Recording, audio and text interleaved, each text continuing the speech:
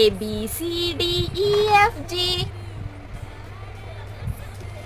నేను చెప్పిన తొందరగా గుర్తుంచుకుంటుంది.